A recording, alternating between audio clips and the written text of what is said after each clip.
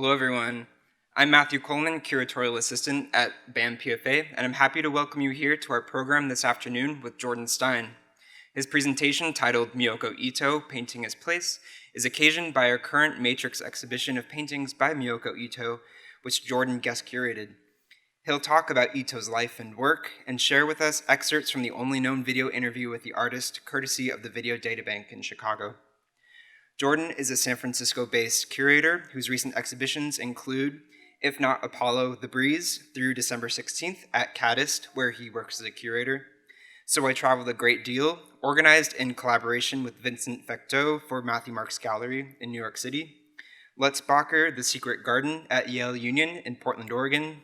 Let Us Celebrate While Youth Lingers and Ideas Flow at the Renaissance Society at the University of Chicago. And Night, 1947 to 2015, for the Glass House in New Haven, Connecticut. Jordan is also a co-founder of Will Brown, a collaborative project that realized a Matrix exhibition in 2015. With Will Brown, he is the author of Bruce Conner, Brass Handles, and with Jason Fulford, the editor of the forthcoming Where to Score, The Collected Classifieds of the SF Oracle, 1966 to 1968. Jordan is on faculty in the Curatorial Studies program at the California College of the Arts. I'd like to also acknowledge the generous endowment gift from Phyllis C. as well as the continued support of the BAM PFA trustees that make this Matrix and other Matrix programs possible. And now, Jordan Stein.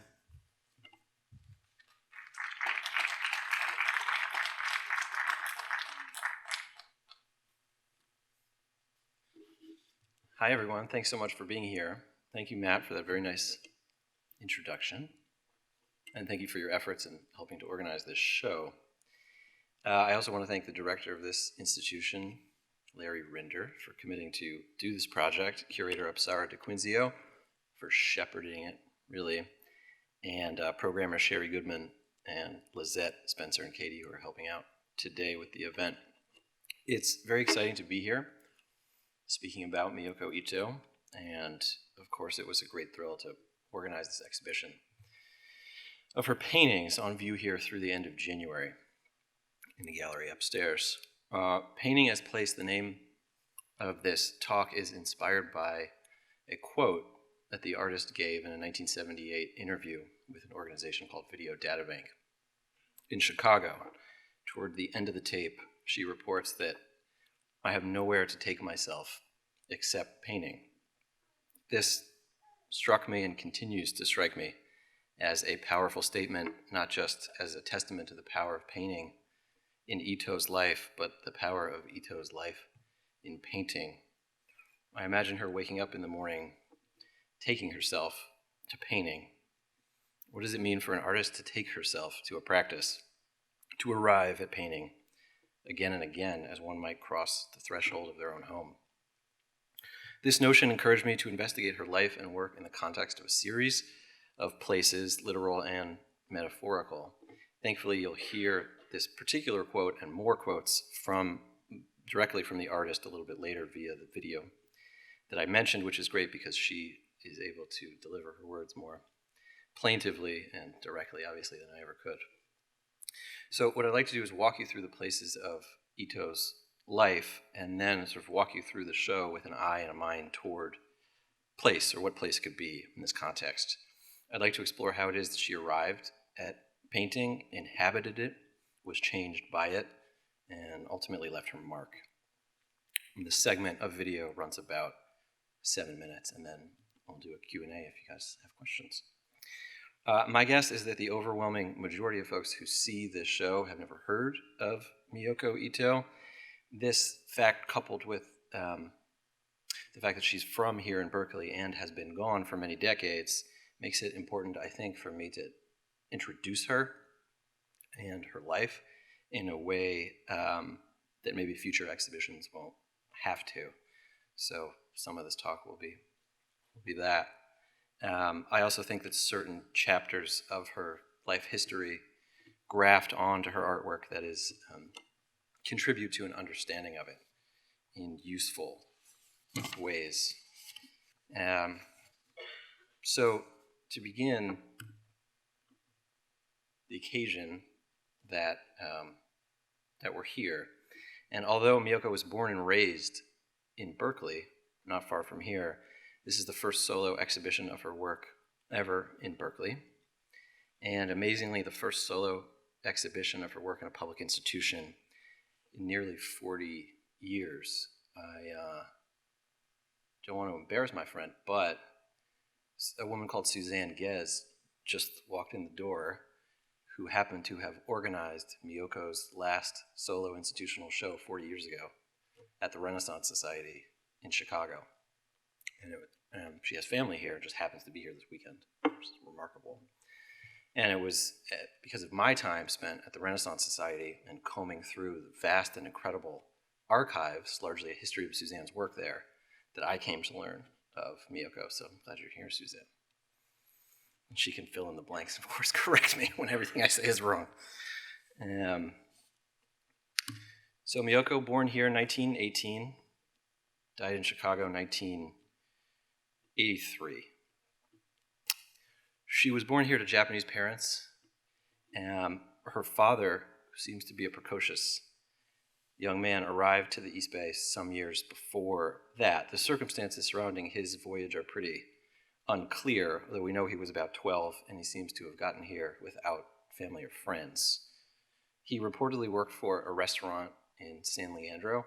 As a teenager, the owner of the restaurant apparently helped put him through Cal, and he was a psychology major here and then continued his graduate studies, got a master's in psychology. He later worked for a Japanese steamship company. At some point, he's sent home for a bride, and a cousin appeared from Japan. They were married. When Ito was small, about 5 years old, her father thought it was wise that she, her younger sister, and her pregnant mother go to Japan. Thought it'd be a good place to have a third child and be surrounded by a bigger, broader family.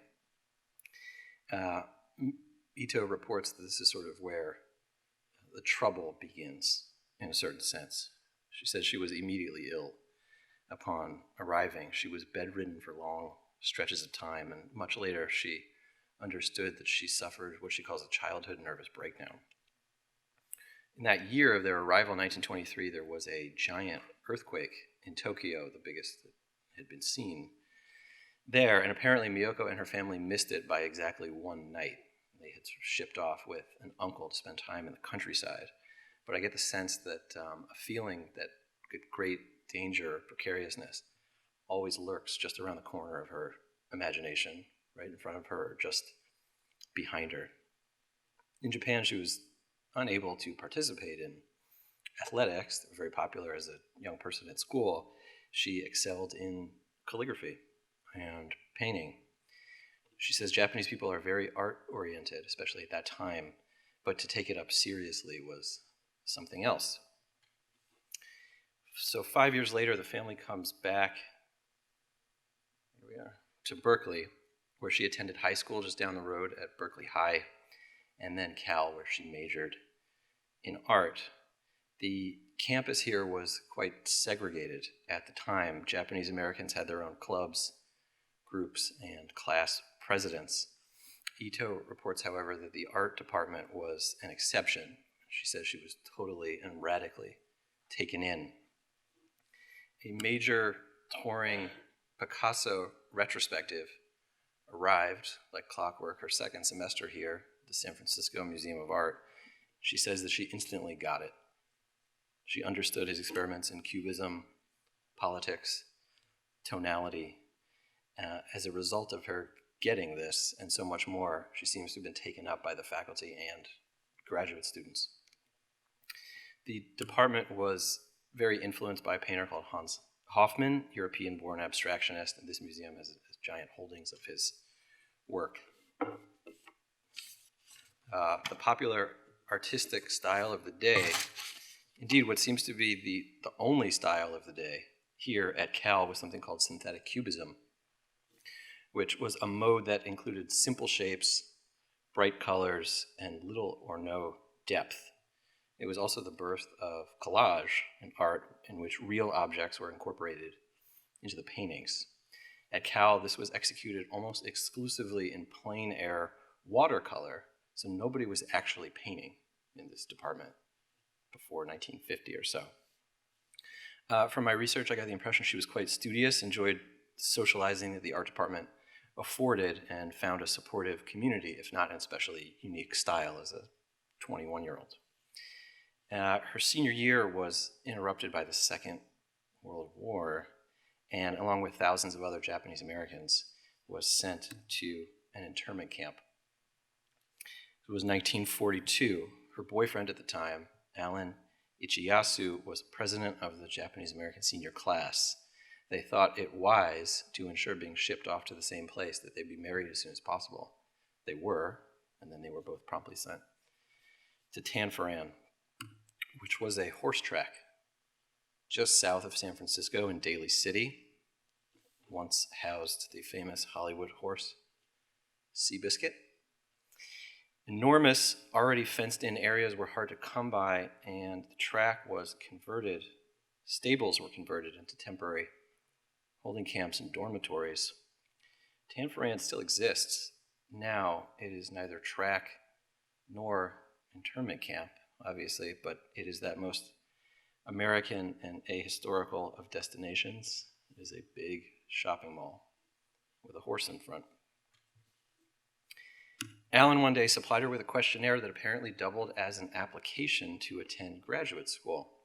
Enrollment for foreign students was pretty non-existent during the war, and a group called the Friends Society, a Quaker group, was offering scholarships to fill empty slots. Schools on either coast were off limits to Japanese students, as were schools like the University of Chicago, where they were conducting advanced nuclear research. Miyoko was accepted to Smith College in Massachusetts, a school she knew nothing about, and she was permitted to leave the camp within a matter of months. Showed up there.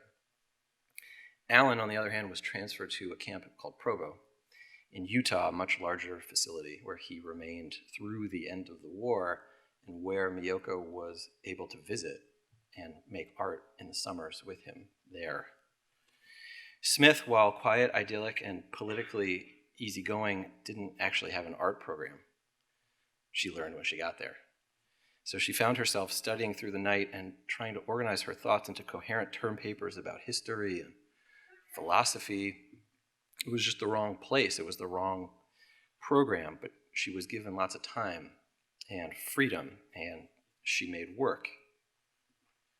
This watercolor is indicative of her practice at the time, a flattened, synthetic, cubist-inspired, mostly dry sort of watercolor. She was learning about and influenced by artists like Raoul Dufy, and this is his Casino of Nice from 1929. A friend of hers, luckily, was leaving for Chicago to pursue further graduate studies, and Ito placed an application to the Art Institute, the School of the Art Institute there. She was accepted. I also want to note that she received a scholarship to come back to Berkeley, but the government said she couldn't come back here. So Chicago, where she arrives in the mid-40s, would remain her home until her death in 1983. Although she never technically graduated from the School of the Art Institute there, she made lifelong friends, and her style matured quickly from a rather common rendering of the outside world to a wholly new and uncharted picture of something else, something more interior, a view actually that was simultaneously inside and outside. I'm going to take the pictures bigger now, because I'm sure this is maybe how it felt to her, but it was in Chicago where she first discovered the work of artists like Pierre Bonnard and was presumably knocked out by this overflowing with life sort of work on canvas. This is called Earthly Paradise from 1916. This is Coffee from 1915. She also fell in love with the great Italian still life master Giorgio Morandi. She would later say that his paintings felt like 5 o'clock moving into 5:30. So from Morandi, presumably, she learns about the influence of time, how to play with time in a medium that is not about time. This is from 1946, and this is another still life from 1951. Paul Klee was in fashion. This is black columns in a landscape from 1919. She's learning about multiple perspectives, multiple realities, how to incorporate architecture into abstract systems. She met fellow students and artists like Evelyn Statzinger, a still underknown Chicago artist, people like Ray Yoshida. It was very fertile ground for her. Evelyn and Ray were not making work that looked like this in 1943, but they would come to make work like this, and you can see the similarities between what they're doing and what Miyoko would end up doing. Oddly, it was lithography that led Ito from watercolor to painting. She came to understand dark and light values much more in stone than she ever did with watercolor on paper. So in studying black and white, she learned how to work in color, which is beautiful. These are two prints, as you can see, from 1950. And she begins to take off in color. These are early examples that you can see from the top left, the component parts that make up the person, and maybe even the cat in the bottom left-hand corner of that painting, become separated and dispersed, essentially transformed into pure geometric abstraction. This is really the beginning of something important for her in the development of her practice. And then she just kind of takes off. And this is chronologically the first painting that's on view in the gallery. This is Kalamazoo from 1959. So from Berkeley to Japan, back to Berkeley, Smith, Chicago, and now Kalamazoo. Her real work in establishing painting as a place for herself and defining what a place means to her emerges. It's the largest painting in the show, and it sits by itself on the far wall. So when you enter the gallery, it's really the first thing you see. It clearly has a kind of strange, tubular, animal, ventilated, spermy, cellular, microscopic, sick, menagerie-esque sort of quality. I've never put those adjectives together before. Its palette is pretty warm. It's very mid-century. It's earthy, sort of like a modern cave painting. It's clearly not a representation of Western Michigan. On the opposite wall, and just skipping chronologically here for a second, just to establish the physical poles of this room full of paintings, is kind of an anomalous work from 1974. I didn't find many examples of this particular color palette in my research. Usually she worked through colors for maybe 4 or 5 years, segued into something that was ever warmer. But I didn't see many of these. This is Todoroki, and I want to note that it's a Japanese surname, and the majority of Japanese surnames come from place names. The name's common in the Nagano prefecture, where Todoroki actually exists as a place. And neatly in English, it exists in translation as to rumble or resound. The word can apparently describe the sound of a waterfall, cannon fire, or a thunderstorm. While, of course, we don't know why she named the painting the way that she did, I like to think of it as a place, a name, and a sound. And maybe because of its sonic origins in language, I find that it's the painting in the show that is most resistant to language. If I was forced to stand in front of you and say something about it, I might say that it resembles the stretcher bars of a painting, the back of the frame, something that's not generally visible. Maybe see clouds, feathers, fingers, curtains, and strings. I also want to note that the palette is nearly impossible to render in digital photography.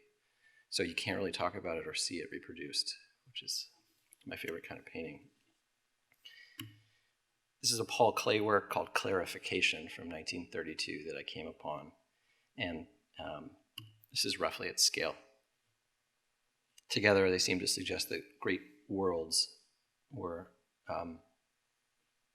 just beyond reach for these particular artists, and they worked as hard as they could to render them. This is the south wall of the show. It's a string of 5 paintings made between 1967 and 1972. And this is an especially rich period for Miyoko, and one that I wanted to focus on in designing the exhibition. The suite of paintings suggests that she was in touch with something powerful, and is certainly evidenced by the title of this particular work, which is Oracle, from 1967-68. The oracle, of course, is a person, a place, a language, and a message, but more than anything, it's an awareness of the future. But the oracle's prognostication were nearly always ambiguous in nature and required receivers to do the work of unraveling it. Oracles generally promoted a type of knowing that was less concerned with facts than with a kind of self-knowledge or self-possession, an understanding of one's place in an active constellation of society, culture, family, and relationship with the divine. This particular oracle seems to have a funny haircut, a couple of tongues, a vacuous slot at its center, and a kind of diagonal latticework foundation. The cross-hatching there as a compositional strategy clearly breaks the XY axis, almost like a network of mouths. She's really becoming a master of color fades during this time, too, which are warm, beautiful, and of course, anything but static. Technically speaking, she's also showcasing a dynamic process of underpainting by this point, which you can see if you stand right next to the work in the gallery. Underpainting may be an interesting technique to think of in terms of place. She generally used charcoal. She began with charcoal to make a drawing, and in an improvisational fashion aimed to find the painting through the act of drawing. Then she would paint. She also used red and green a lot, which is a process that Bonnard was using, which afforded the work a rich, visible life beyond its kind of outward life. So it's almost as if there was another time signature embedded within the paintings, another hand, another space, another place, a time before the painting knew what it was or had to be. From a more pedestrian angle, maybe some of you have noticed the lender of this particular work. Jim Nutt and Gladys Nilsson are 2 of Chicago's leading artists, period, but came to be recognized for their work as imagists. No one can really agree on what an imagist is, but artists like Jim and Gladys emerged on the scene in the late 1960s and are actually just sort of claiming their rightful place in art historically in the last 10 or 15 years. Some of them not quite yet, actually. So this is clockwise, Christina Ramberg, Gladys Nilsson, Jim Nutt. Ito was an early charge of a woman called Phyllis Kind, whose gallery would go on to represent these artists that were really a generation younger than Miyoko. Jim recalled that Phyllis's embrace of Ito motivated him and his wife, Gladys, to sign up on Phyllis's nascent roster. And I need to just get that in there because it's really crucial to an understanding of how Miyoko fit or didn't fit within the emerging scene. Like I said, she was a generation older than this artist who were primarily known for a very offbeat and sort of comic book iconography and clearly outward personalities. And this was, surely one of the greatest press photographs of all time.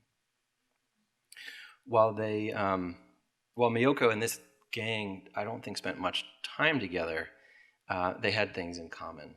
And they shared a zeal for the subliminal juxtaposition and technical rigor of surrealism, that is, fantasy, rendered with extraordinary precision and care. They also knew that a peculiar and inventive juxtaposition of A and B could lead to an unpredictable and exciting C. And both Ito and these younger artists successfully fused pop art's feverish palette with an eccentric outsider air. It's not hard to imagine artists like Jim and Gladys finding an Ito or two in the back room of Phyllis's gallery and wondering which planet they had really blasted off from. Ito had friends, but she didn't seem to have a clique in a way that the Chicago art scene at that time seemed to be quite cliquish. In many cases, literally, these were kids who were just out of school making work in their bedrooms together. So many of the Chicago artists that rose from the ranks there in the last 50 years were what you might call with gang. Interestingly, and in contrast to these sort of young imagists, very few people seem to have met Miyoko's husband, Alan. Apparently she didn't bring him to openings. So she sort of weaves in and out of this imagist movement. She's collected by a lot of imagist collectors. She appears in imagist shows at the brand new Museum of Contemporary Art and other places. But she seems to be more independent, and she's working constantly and raising a family. I mean, she does make appearances, though. Gladys Nielsen told me that she saw Ito out one night and noticed that her socks were inside out and commented. And Miyoko said that she thought they just looked a lot better that way, with the stitching revealed. Ito says that when I approach a canvas, I try as much as possible to keep my mind blank. So what begins to happen here as we look at these 5 works, and here 3 works, is that there in the center of the frame is the appearance of a domed, sort of thumb-like structure that dominates the canvas. These paintings are landscapes and dreams, but they're also the places of people.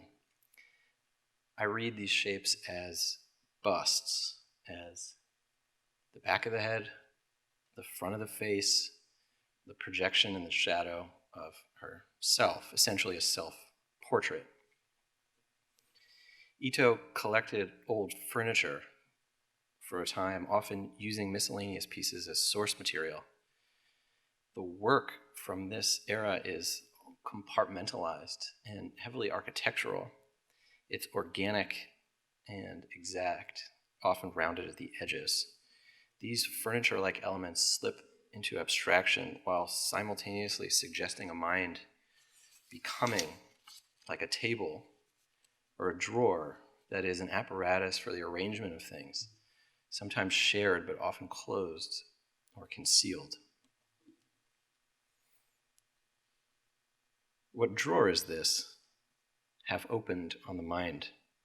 What dimension, what stage, what possibility, and what confinement? And at the bottom, what body?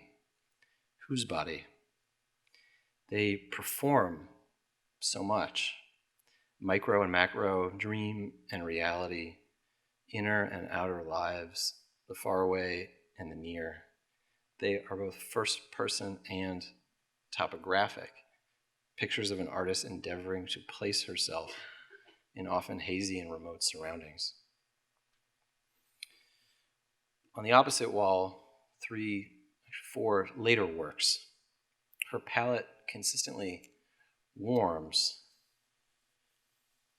and in this case, it actually becomes an island in the sun. Parenthetically, this is the first Ito that I ever saw in person, and I'd actually never seen so much of an image of the work before I bumped into this thing. I knew her name, but that was it. The impossible places of her later years dispense with furniture, interestingly, they begin to flatten again, as if she circles back to her roots of synthetic cubism in her own way and on her own terms, and after a long journey. There's everywhere and nowhere to go.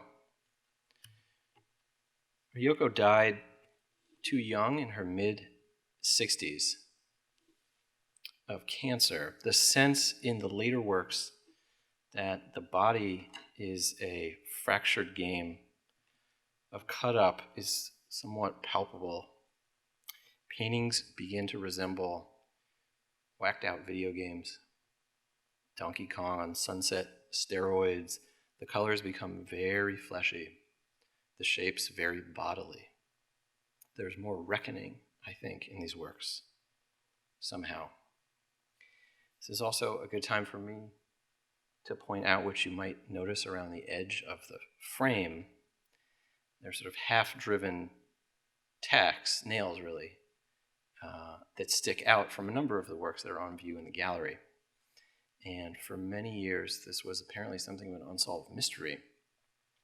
It seems that they were the result of Ito's wish to remove canvas from the stretcher bars, store them away, and then maybe continue working on the paintings as easily as possible.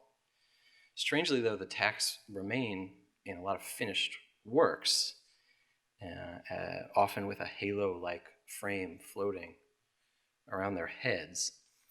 As the astute critic John Yao notes, they recall the need to be able to leave quickly with what is most precious, to be able to roll it up rather than leave it behind. Additionally, I think that they speak to a kind of vulnerability and an admission having to do with the thingness of painting, a kind of unbelievability of its capture in two dimensions. That said, a framer who was close to Ito was reported to have said that Ito didn't really care if he banged in the nails when he framed the works, signaling her kind of take it or leave it attitude. But then I wonder why she wouldn't just bang them in herself. As in all of our lives, much was out of her control, but her loss of privacy, mobility, and freedom, I think, is evident in the work. And so is the imagination to think beyond various troubled circumstances. Painting became like breathing, she notes, the only place she could reliably take herself.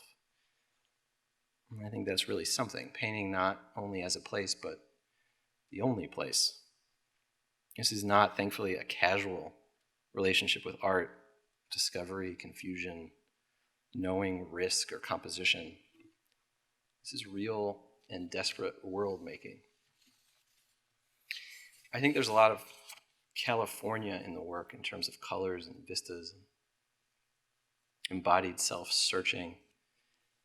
I think it's possible to witness the mind of an artist who is continually moving westward in the expanse of her mind, moving homeward really, and also simultaneously trying to escape. I suspect it may be important to an understanding of her work and her place in art history to acknowledge that she was somewhat outwardly placeless. She wasn't an outsider artist, and we need to avoid positioning her as such. But she wasn't exactly brought up and brought in by the various forces that controlled the canon, an historically white male canon, of course.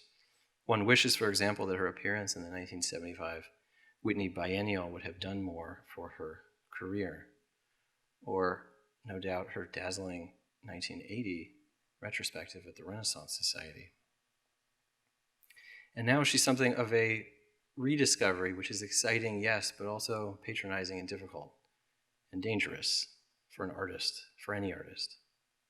So an open question is who and what is essentially on the hook for this omission. I think the works make sense here now, especially to artists, for a number of reasons. I think one is the terrifying political echo all these years later from Washington. And I also think it has something to do with their sort of wild and mannered form of abstraction. At heart, her practice breaks as many rules as it makes. And although she's not really a California artist, this feels very California to me. I think the only group she needs to be associated with at this moment is a group of her own paintings in a museum like this in front of people like you. And it's my hope that her work is folded into historical and contemporary conversations about abstraction, anguish, beauty, strangeness, reckoning, self-portraiture, and grace. Now I'm going to show some video, which is revealing in various ways. It's sort of a heavy-duty 7 minutes, and I think that it ultimately invites many more questions than answers. And so afterwards, if you have those sorts of questions, we can try to work through them.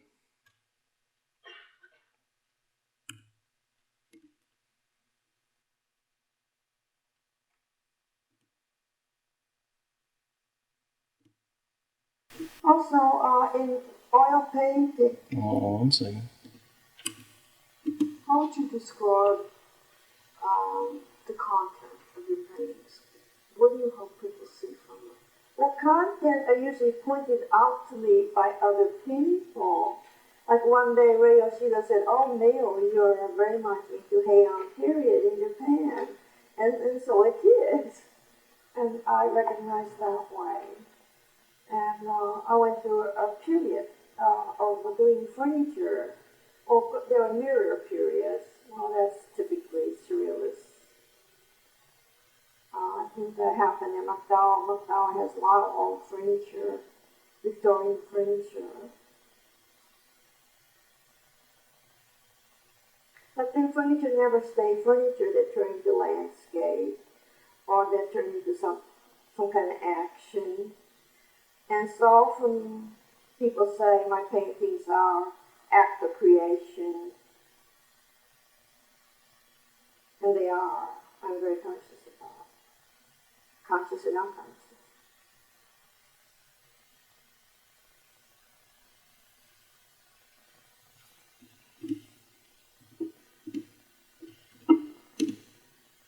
Also, in oil painting, or maybe you could include everything. It's been a straight and narrow path, an elaboration of the narrow path all my life, and it's been a long time. How would you describe that narrow path? Or how would you put words on what that is? I'm essentially synthetic. My roots are in synthetic cubism. But I don't want that to show too much. And Chicago gave me the sense of surrealism, although it's not that obvious. And I think talking to friends come a lot.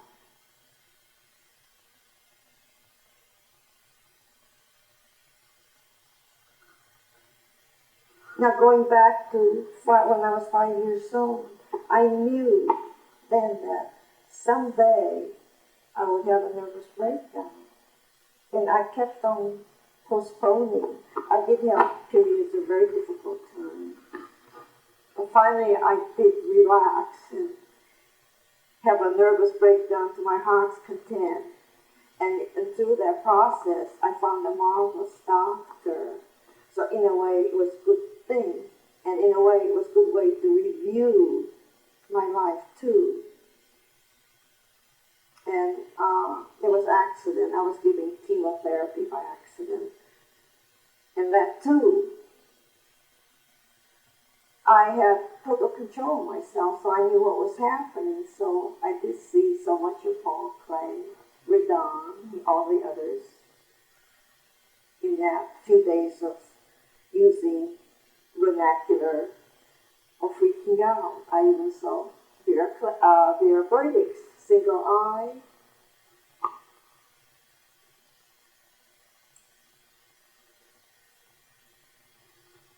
And how do you see that all these individual things that have happened to you feed back into your painting? I'm getting, in a way, I'm growing all the time. And also, each new painting seems like beginning of a painting too at the the same time. All those years of painting, yet each painting is a beginning again, all over again, which is so wonderful. What would you say about your paintings gives you the greatest sense of accomplishment? It's very much a part of my life, like breathing, and it's a necessity. It's do or die. And I do have a great deal of marital problems. Every time I have a problem, that is a problem, but I go deeper and deeper into it. I have no place to take myself except painting. I have 2 children. My daughter's been very, very close to me, but there's a time of departure too. It's only fair that she departs, not altogether. But painting will stay with me always. It's been my biggest life-giving force.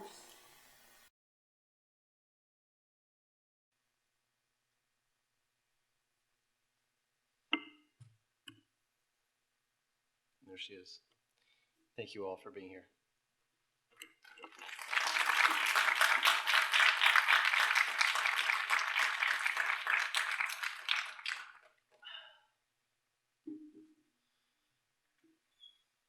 This is my any questions image.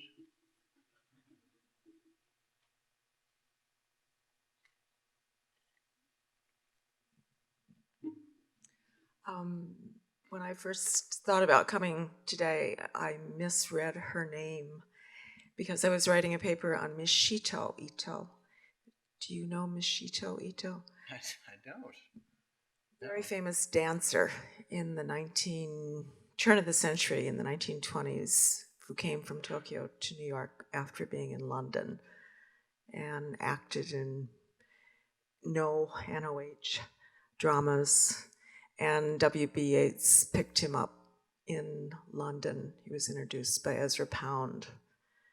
The beautiful photographs of him. And his last name is Ito, and his first name is Miyoko. Nice. I wonder if they knew each other or of each other. Yeah, something for you to find out, I guess. Yeah, and I hope you had an okay time. But then when I got here, I discovered it was not Miyoko Ito. Thanks for sticking it out. But I'm glad I did. Thank you.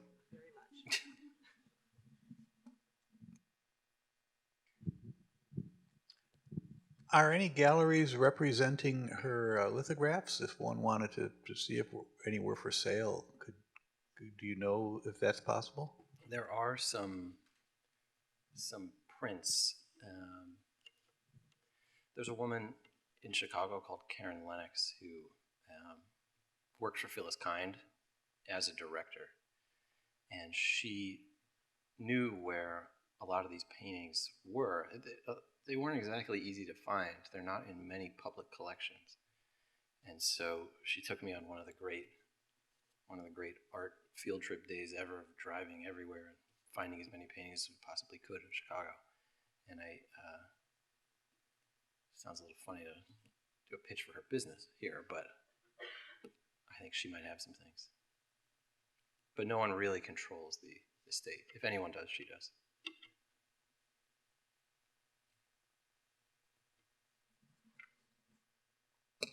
Hi, Jordan. I don't have a question. I just want to say thank you. I've not met at many talks where I feel like it goes in between sort of poetry and critique. And that's how this felt. And thanks for situating her and bringing this kind of critical dialogue. And that video, my God, it's just like, I feel so moved. And I'm just kind of wondering about like this idea of bringing critical dialogue and critical kind of curatorial sort of design, but in a way that is, soulful seems like the wrong word. It just feels really refreshing to be here hearing this and your approach.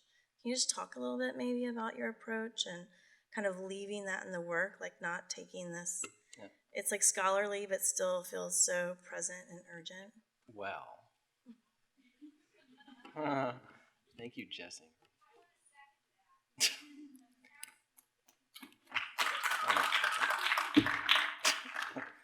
Very sweet. Well, I'm not an art historian, for starters, so I'm at an advantage there. I can do whatever I want. And so, I'm not a scholar of Chicago art or imagism. So, I guess I tried to approach the work as I do most all other work, which is as a fan. And if it moves me and other people, particularly motivated by stories that seem to have not been told yet, or told a long, long time ago. But with this, with her work, I just had to get out of the way. The stuff speaks for itself. It doesn't. I think it's worthwhile to position her art historically and from a critical perspective, but it's work that clearly doesn't carry great intellectual theories. It doesn't need me to do this. It doesn't. It doesn't. It's a strange thing, and just feel lucky and grateful that I could have seen the work, recognized what it was doing, proposed it to this institution at the right time, and that they took it up.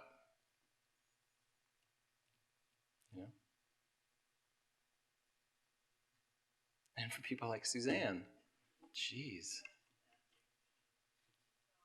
Yeah, they're going to want to give you a mic.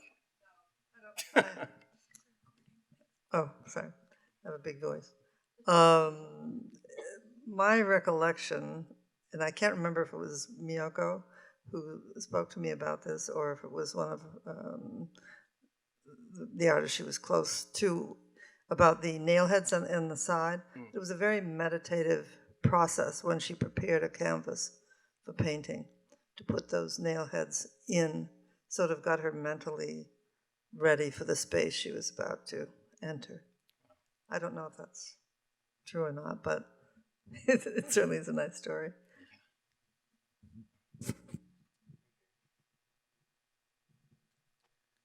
Hi, Jordan. A few things. Yeah, that video was completely incredible. And when you think of putting a show together, would you ever consider, did you ever consider, I haven't been there yet, so maybe it's there, but probably not. Would you ever consider putting that video in a show like that? Zooming out from that question, I think that there was a tough line to toe between how much to reveal about her life, how much to show and tell, because the work does a lot. And I thought it would be unfair to the work to have her so sort of plainly and emotionally and disturbingly and intensely talking about her life. And I thought about it, and then Apsara said, "Why don't you get up there, tell some stories, and show some of the video?" That felt like a good compromise. I think. There's a question with sort of historical works. Why would you give that work, in terms of an exhibition design, any kind of different treatment than you would a contemporary show? And that's a good question, I think. And I think it does vary, of course, because history accrues, and accretes. But at the same time, not as many people get to see this video. But hopefully they'll be led there. Mm. And then I came in a little late, so maybe you had talked about it, but I didn't hear you say anything about surrealism, and she talks about it a lot. And her work feels like this weird mixture. It's like organic surrealism or precise surrealism. Yeah. Where did you sort of think of her in the world of surrealism? Well, she talks about how it's hard to classify the work, obviously. Someone early on in her career said that she was an abstract impressionist, which you don't hear much because it doesn't really exist, but seems to work quite well in describing what she's up to. I did mention surrealism a little bit. She fell in love with it at the Art Institute, and so it brought her, or I guess instilled in her, a desire to be as technically precise as she possibly could. She's a real master, technically. And also she was designing impossible and invisible spaces. So it's kind of funny to imagine a surrealist movement in the middle part of the last century in Chicago. Is and surrealism obviously comes up in talking about so many of the Imagist artists, but it's just it's curious. It really seems to stop in the popular imagination, in the 20s in Europe. And then last really quick question. What did you mean when you said, like when you rediscover someone or an artist has rediscovered that it's dangerous?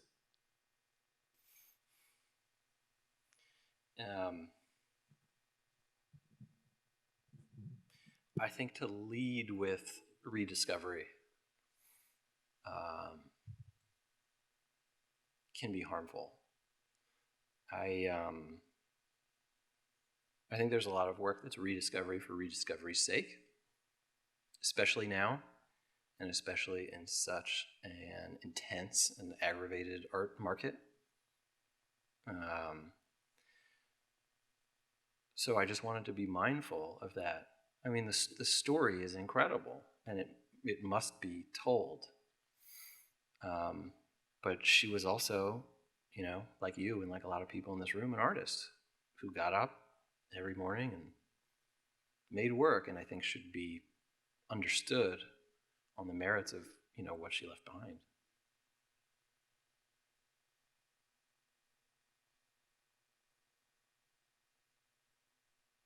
Okay. Well, thank you all again for being here. It's great to share this with you.